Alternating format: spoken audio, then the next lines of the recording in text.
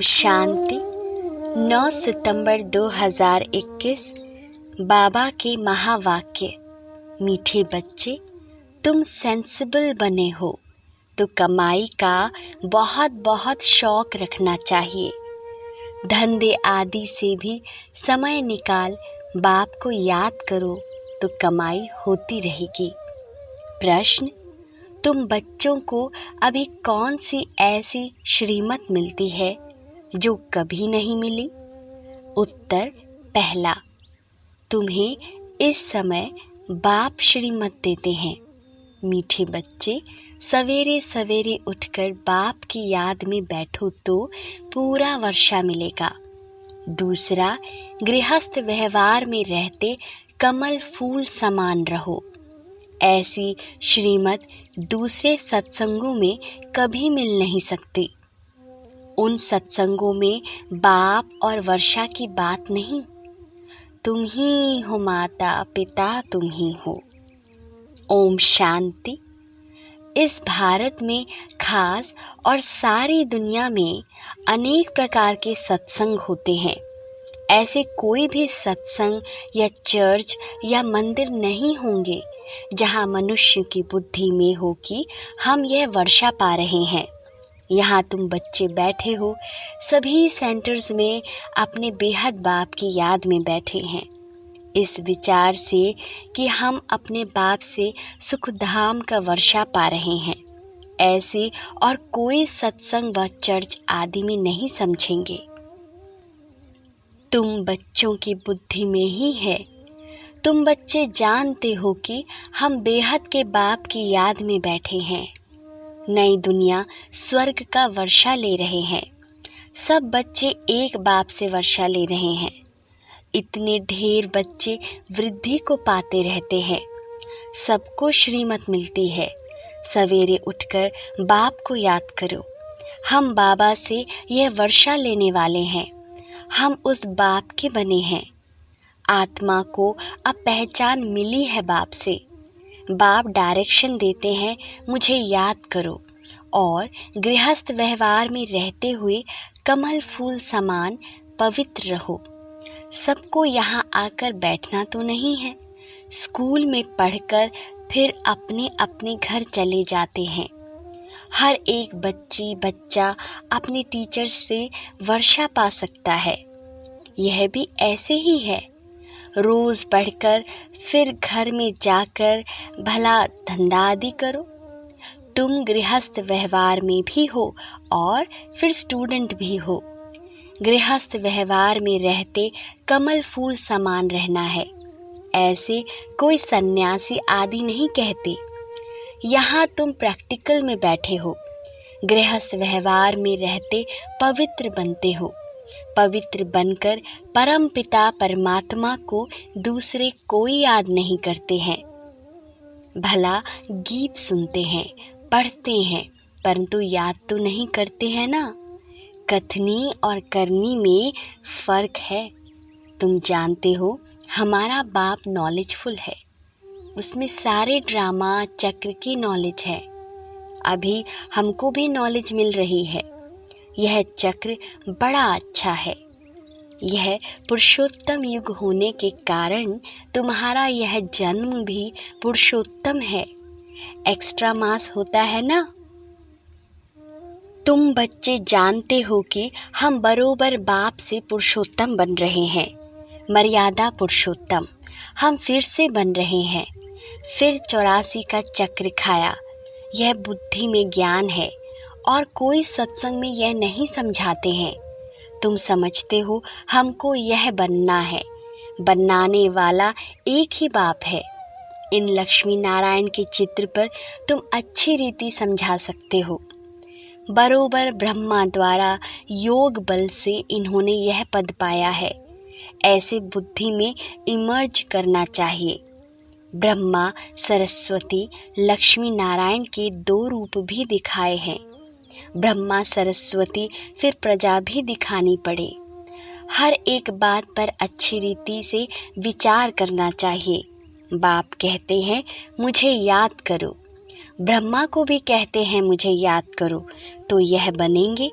गोया ब्रह्मा मुख वंशावली सबको कहा मुझे याद करो।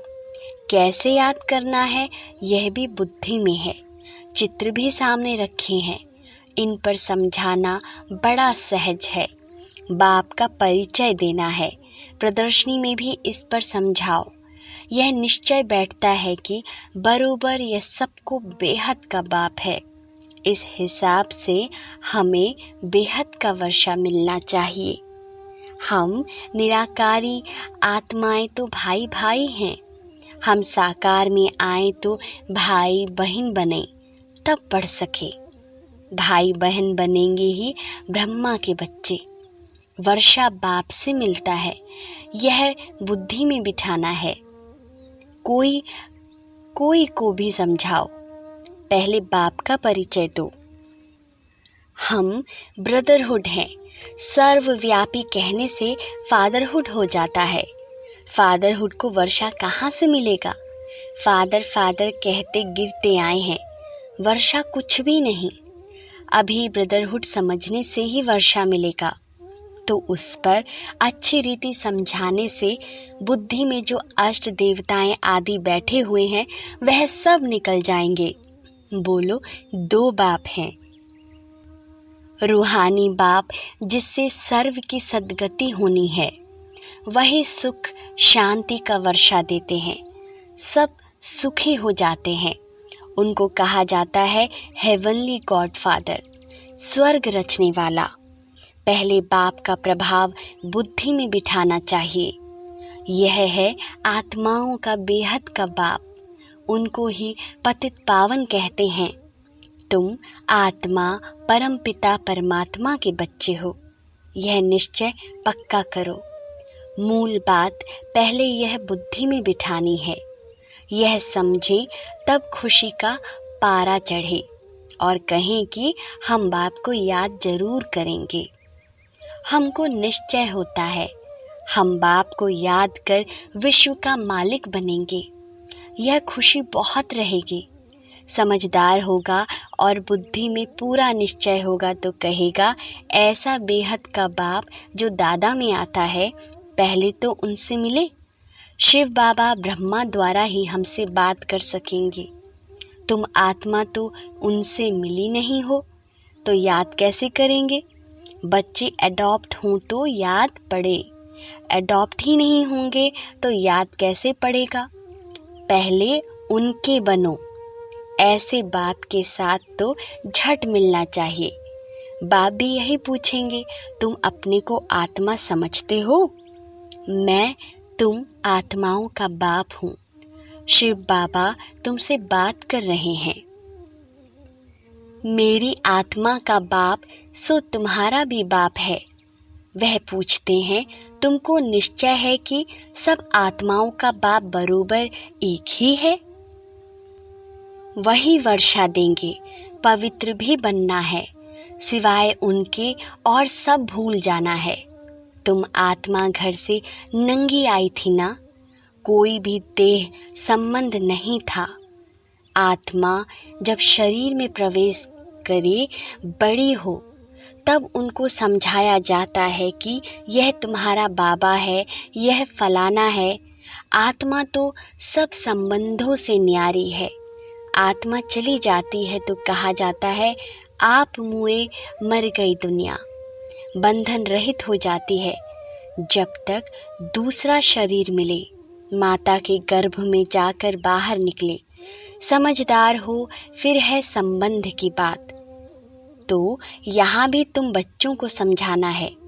जीते जी सब कुछ भूल जाना है, एक बाप को याद करना।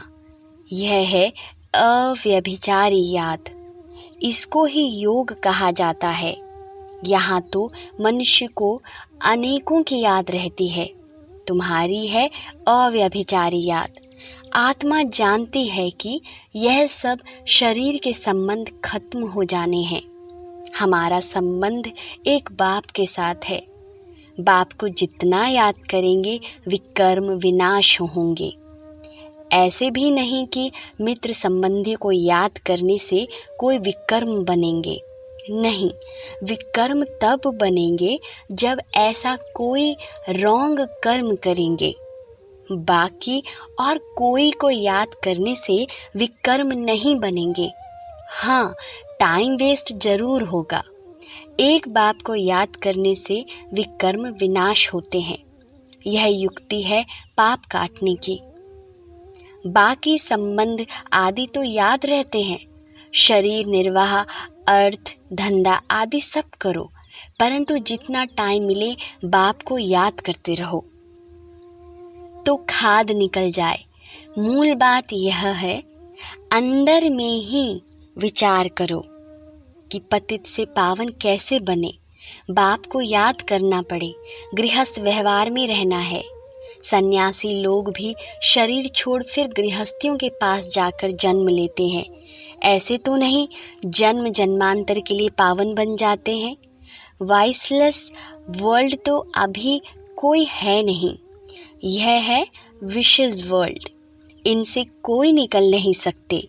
विशेष वर्ल्ड में रहने के कारण कुछ ना कुछ खामी जरूर है। बाकी दुनिया तो है ही दो। विशेष वर्ल्ड और वाइसलेस वर्ल्ड पावन दुनिया में देवताएं रहते थे, तो समझाने में बहुत सहज होगा। इस पतित दुनिया का अभी विनाश होना है। विनाश होने के पहले बेहद बाप से वर्षा लेना है। बाबा कहते हैं, देह के संबंध छोड़ अपने को आत्मा निश्चय करो और बाप को याद करो तो तुम पावन बन जाओगे। बाप कहते हैं, तुम मुझे पतित पावन कहते हो ना? गंगा में डुबकी लगाने वाले तो बहुत हैं, ऐसे थोड़े ही पावन बन जाओगे। प्रदर्शनी में समझाना बहुत अच्छी तरह पड़ता है। प्रजापिता तो यहाँ ही चाहिए। नीचे यह ब्रह्मा और ब्रह्मा कुमार कुमारियाँ तपस्या कर रहे हैं, तो यह बात अच्छी रीति समझानी चाहिए। किसको भी हड्डी समझाना है। बीत करने से बदनाम कर देंगे। अगर देखो हम कहाँ मूंझते हैं तो कहो, अच्छा थोड़ा ठहरो, हम दूसरी बहन को भेजते हैं। एक दो से तीखे होते हैं ना। प्रदर्शनी मेले में जांच करनी चाहिए कि ठीक समझाते हैं। कोई डिबेट तो नहीं करते हैं। गेट पर भी पहचान वाला चाहिए। अनेक प्रकार के आते हैं ना। बड़े आदमी को जरूर रिगार्ड देंगे। फक्र तो जरूर रहेगा। इसमें यह नहीं आना चाहिए कि इन पर प्यार है, इन पर नहीं है, द्वैत दृष्टि है। नहीं, इनको द्वैत नहीं कहा जाता है। समझते हैं यहाँ बड़े आदमी की खातिरी की जाती है। सर्विसेबल की खातिरी करेंगे ना।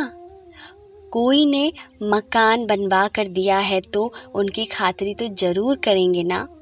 तुम्हारे लिए ही तो मकान बने हैं ना। जो मेहनत कर राजा बनते हैं तो प्रजा ऑटोमेटिकली खातिरी करेगी ना। कम दर्जे वाले से ऊंच दर्जे वाले की खातिरी तो होगी ना। बेहद के बाप की सारी दुनिया की आत्माएं बच्चे हैं, परंतु जन्म लिया है भारत में। भारतवासी जो पहले ऊंच थे अब नीच बन गए। तो बाप कहते हैं, मैं आया हूँ पढ़ाने। मैं भारत में आता हूँ तो सबका कल्याण हो जाता है। इन पर्टिकुलर, इन जनरल तो होता है ना। अभी भारत ही नर्क है, फिर स्वर्ग बनना है तो भारत में ही तो जाएंगे ना। और जगह जाकर क्या करेंगे? भारत में ही भक्ति मार्ग में पहले पहले सोमनाथ का बड़ा आलीशान मंदिर बनाया था। जैसे चर्च बड़ी विलायत में बनाएंगे, क्योंकि पोप की ली हुई राजाई है। सब चर्च एक जैसी नहीं होती है, नंबरवार तो होगी ना। सोमनाथ का मंदिर कितना हीरे जवाहरों से भरपूर था। मुसलमान आदि लूट कर ले गए, बहुत धनवान थे। चर्च से क्या लूट सकेंगे? मनुष्य धन के पिछाड़ी पड़ते हैं ना। मुहम्मद गजनबी कितना ले गया, फिर अंग्रेज आए, वह भी यहाँ से धन भेजते गए, बहुत धन ले गए। अब वह तुमको वापस मिल रहा है, करोड़ों रुपया देते हैं।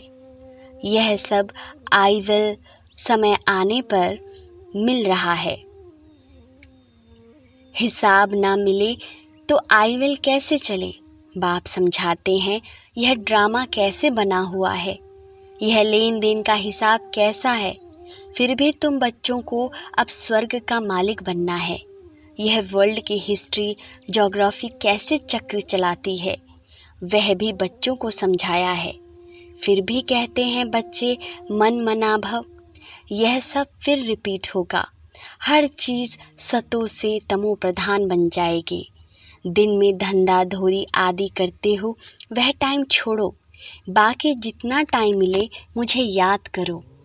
धंधे आदि में कभी कभी टाइम मिलता है।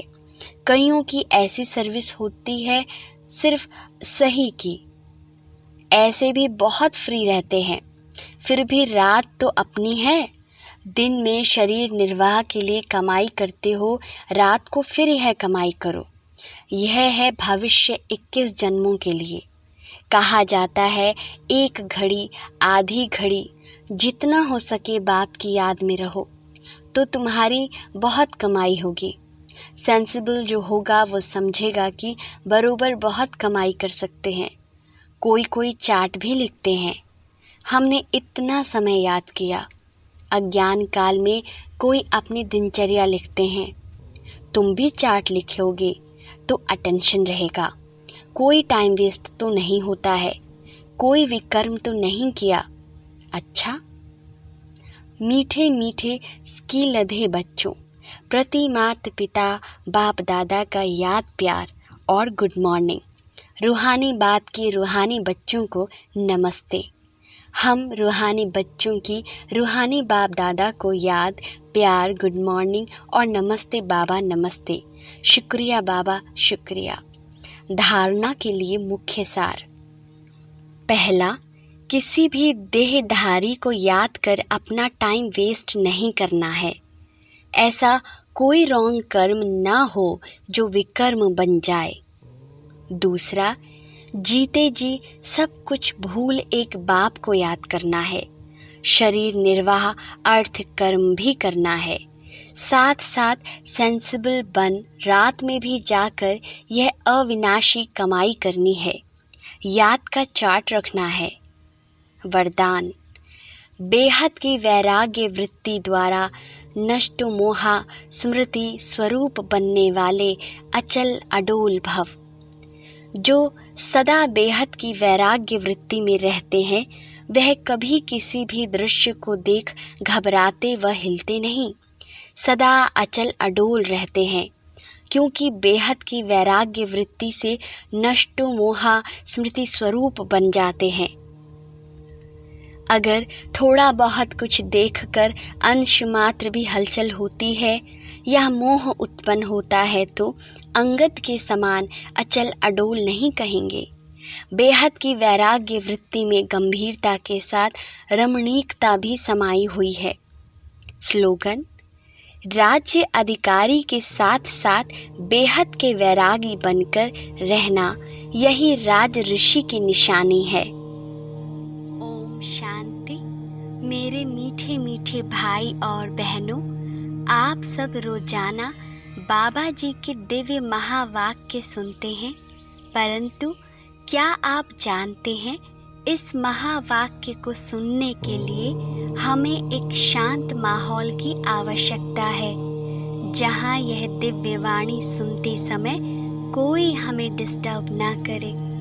तभी तो हम इस दिव्य वाणी को अपने जीवन में उतार पाएंगे। मेरे मीठे मीठे भाई और बहनों, आप इस YouTube चैनल को सब्सक्राइब कर लीजिए ताकि डेली प्रातः मुरली सुनने के लिए रोजाना सर्च ना करना पड़े। ओम शांति।